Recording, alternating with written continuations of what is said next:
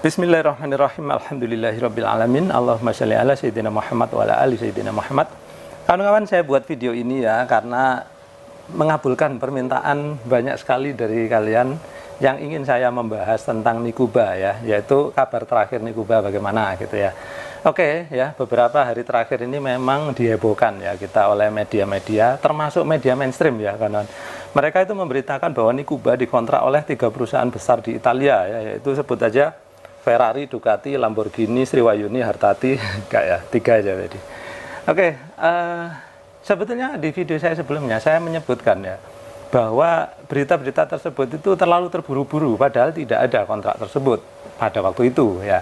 Nah, dari situ saya ini dihujat banyak sekali ya oleh netizen itu ya, karena jadi saya itu dikatain sok tahu, saya dikatain bodoh, saya dikatain nyinyir, dikatain iri, dengki, cebong dan lain-lain gitu ya. Nah, pada akhirnya ya 1 atau 2 hari yang lalu itu saya nonton wawancara ya. Akhirnya si penemu Nikuba ini kan balik ke Indonesia terus diwawancari beberapa orang wartawan ya. Nanti videonya saya cuplikan di sini ya. Kompensasinya apa untuk saya? Tapi ternyata nggak ada bahasa itu. Nah, dari video tersebut ya kawan-kawan, sebetulnya sudah sangat jelas bahwa apapun alasannya ternyata tidak ada kontrak dengan 3 perusahaan besar tadi gitu ya. Sehingga sekarang terbukti ya bahwa apa yang saya katakan kemarin itu benar ya, tidak ada kontrak tersebut. Nah, berarti yang diberitakan oleh media-media tersebut memang tidak sesuai dengan kenyataan ya. Nah, sekarang apakah mereka termasuk penyebar hoax gitu ya, itu penilaiannya terserah, saya kembalikan ke kalian masing-masing gitu ya. Nah, oke kawan-kawan, untuk refreshing ya, Nikuba, apa sih Nikuba, kenapa bikin heboh ya? Nah, Nikuba ini sebetulnya adalah HHO generator ya kawan-kawan, di mana dia itu bisa memproduksi hidrogen dari proses elektrolisis air gitu ya. Nah, sebetulnya ini adalah alat yang sudah ditemukan sejak lama banget ya. Namun, apa yang bikin heboh ya, karena si pencipta Nikuba ini, dia mengaku ya, HHO generator buatan dia yang dia namakan Nikuba ya, dengan 1 liter air ya bisa menjalankan sepeda motor dari Cirebon ke Semarang PP ya, tentu saja itu ratusan kilometer dan tanpa bensin, jadi 100% hanya menggunakan air. Nah, disinilah ya akhirnya kita yang paham dengan ilmu fisika itu langsung nggak mungkin ya, langsung nggak percaya gitu ya kawan-kawan. Karena apa? Memang tidak sesuai dengan kaidah teknologi gitu ya, tidak sesuai dengan kaidah-kaidah fisika gitu ya. Namun ya, para penonton yang awam, yang kurang pengetahuan itu langsung bahagia menyambut berita tersebut ya kan. Wih, hebat ini gitu kan, harus didukung, nggak boleh salah, pokoknya harus benar. Sehingga mereka mati-matian mendukung dan menghujat siapapun yang tidak percaya, termasuk saya gitu ya. It's okay ya kawan-kawan, pada akhirnya nanti waktu akan membuktikan ya gitu. Nah, pada akhirnya kita akan dihadapkan kembali ya, kenapa sih sebagian orang itu mengakui kebenaran cerita Nikuba, kenapa sebagian lain itu tidak mengakui ya. Sebetulnya untuk mendapatkan pengakuan itu gampang loh kawan-kawan, tinggal dijual aja ke umum ya, bisa dijual secara online maupun offline ya, langsung ke tetangga-tetangga misalkan. Kalau dijual secara online, terus orang membeli, kalau orang puas pasti dikasih bintang 5, lalu bakal laris gitu ya. Kalau dijual ke tetangga, tetangga puas itu pasti akan gedok tular ya, saling menceritakan, akhirnya banyak yang beli. Yang beli pasti nanti bisa ribuan, bahkan jutaan, bahkan orang seluruh dunia pun pasti pengen ya, kalau memang bisa 1 liter air itu untuk menjalankan sepeda motor ratusan kilometer gitu ya. Nah, pada kenyataannya sampai sekarang itu belum ada yang bisa dibeli. Nah, sebetulnya ya hal tersebut itu kan sangat simpel untuk memahami, tapi entah kenapa ya masyarakat kita ini kalau udah kena berita yang wow gitu ya, kemudian dirangsang kebanggaan atas keberhasilan bangsa sendiri padahal belum tahu kebenarannya, itu kayak membabi buta membelanya gitu ya. Nah, dari video yang tadi saya tampilkan sebentar ya kawan-kawan, sebetulnya ada lanjutannya yang mana cukup menggelitik saya ya, sangat menggelitik. Apa itu? Saya pertontonkan dulu videonya, habis itu kita akan ambil kesimpulan ya kawan-kawan. Apa yang dulu Bapak jual ke mereka? Se-Jepang itu pemadam api yang dari kulit singkong, nggak ribet seperti kayak di Itali. Berapa itu Bapak jual ke mereka? Itu dulu masih 750 juta. Pada waktu tahun 2000 kalau nggak salah. Mereka beli tahun 2000 itu, tahun 2001 kalau nggak salah.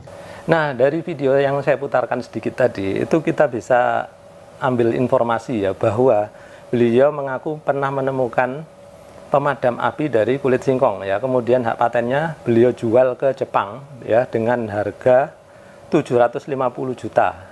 Nah, waktu itu beliau menjualnya tahun antara 2000 atau 2001 ya. Beliau kayaknya kurang-kurang ingat gitu ya. Nah, ini ya saya langsung deg gitu lah. Ini ada sesuatu yang aneh ini. Kenapa? Saya ingat ya, beliau dulu pernah diwawancarai Aiman dari Kompas TV. Itu berbeda dengan apa yang barusan dia ucapkan ya. Nah, agar saya nggak kelihatan bikin-bikin cerita, ini saya tampilkan dulu videonya ya. Saya diberi informasi nih terkait dengan paten ya. Patennya bahasa Indonesia Pak, karena Bapak nggak bisa bahasa Inggris. Ini tahun 2017 ya Pak. Jadi dijual patennya seharga 350 juta. Murah amat Pak. Ya terus kenapa mereka membeli paten Bapak? Karena takut nanti mereka menggunakan ilmu Bapak, resep Bapak. takut saya tuntut. Takut dituntut. Akhirnya dipatenkan di Hong Kong. Oke. Nah, dari video dengan Aiman tadi ya kawan-kawan, kita mendapatkan informasi ya bahwa hak paten pemadam api kulit singkong itu dijualnya ke Hong Kong ya, bukan Jepang seperti yang tadi. Kemudian harganya juga 350 juta ya, tahunnya adalah 2017 gitu ya. Nah, ini saya sandingkan ya kedua data tersebut, kalian silakan bandingkan sendiri. Nah, dari omongan beliau yang tidak konsisten ya, itu menunjukkan sesuatu gitu ya. Saya nggak ingin menjudge, tapi silakan kalian nilai sendiri ya.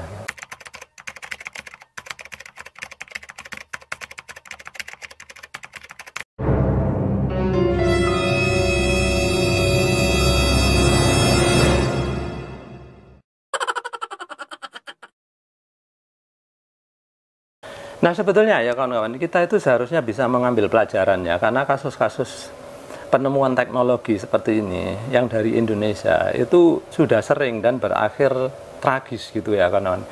Kalian mungkin yang seumuran saya atau sedikit lebih muda pastinya pernah mendengar ya tentang Blue Energy ya, yang namanya Joko Suprapto. Jangan disamain dengan Joko Energy, beda ya kawan-kawan. Blue Energy Joko Suprapto ya. Itu beliau itu akhirnya terpaksa dihukum kurungan ya, di penjara karena apa? Terbukti menipu gitu ya, menurut beritanya seperti itu. Nah, waktu itu yang ketipu itu sampai presiden loh kan. Jadi bayangin ya, kalau sekarang kalian nge-push presiden harus menghargai. Ketika kayak kasus Blue Energy udah dihargai ya, sampai dipamerin loh ke negara-negara lain sama beliau ya. Indonesia punya sumber energi baru gitu. Habis itu ternyata terbukti penipuan, apa nggak malu ya, gitu loh kawan-kawan.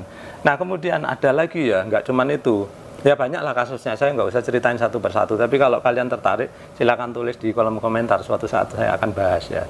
Jadi, sebetulnya cerita-cerita tersebut harusnya menjadi pembelajaran bagi kita untuk tidak mengulangi hal tersebut. Nah, pada akhirnya setelah saya bercerita panjang lebar kayak gini ya, memberikan contoh cara melogika suatu berita, melogika suatu peristiwa, pasti banyak juga yang masih ngeyel dan nanti akan mencaci maki saya di komentar. Lihat aja nanti ya, gitu ya.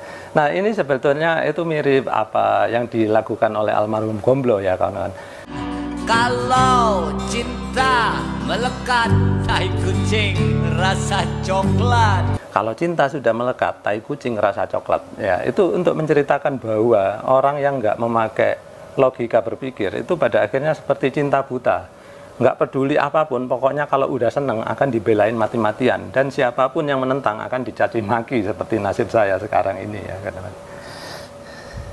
Nah, kadang-kadang orang bilang gitu ya, loh, kalau kamu bilang tidak mungkin, itu kamu terlalu terburu-buru. Dulu orang itu handphone zaman dulu itu orang bilang nggak mungkin, pesawat orang dulu bilang nggak mungkin, tapi ternyata sekarang kejadian, ada handphone, ada pesawat. Ya memang ya kawan-kawan, kalau dipikir seperti itu memang yang dulu nggak mungkin sekarang jadi mungkin, tapi banyak juga yang dulu nggak mungkin sekarang tetap nggak mungkin, banyak sekali gitu ya. Jadi itu nggak bisa dijadikan justifikasi gitu ya. Nah, kemudian sebetulnya kalau ada orang ngomong ya kawan-kawan, loh itu kan logikanya begini gitu ya.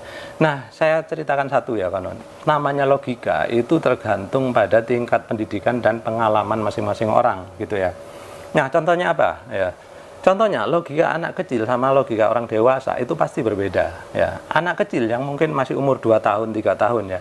Kalau lihat api, dia pasti seneng ya, tertarik. Wih, bagus sekali ya, warnanya merah, kemudian dipegang, au, terbakar tangannya. Sedangkan orang dewasa, logikanya dia sudah tahu api, sudah punya pengetahuannya, sudah punya pengalaman, ya, entah itu pengalaman mengalami sendiri ataupun dari pengalaman orang lain, kemudian dia dapat cerita. Ketika dia lihat api, ya memang bagus, tapi dia nggak akan memegangnya. Nah, itu bedanya ya. Jadi, logikanya orang yang kurang pengetahuan sama orang cukup pengetahuan itu berbeda. Jadi, kalian nggak bisa ngomong, "Duh, logikanya kan begini." Karena apa? Tergantung pengetahuan dan pengalaman kalian, gitu ya, kawan. Nah, baik, sekarang sudah cukup panjang ya video saya kali ini. Mudah-mudahan sebagian dari kalian ada yang mulai tercerahkan. Tapi kalau ada yang belum, ya silakan kalian tunggu ya kabar terakhir dari Nukuban nanti ujungnya sampai mana, gitu ya. Baik, sekian dulu dari saya. Mudah-mudahan bermanfaat bagi yang bisa mengambil manfaat. Terima kasih sudah menyaksikan.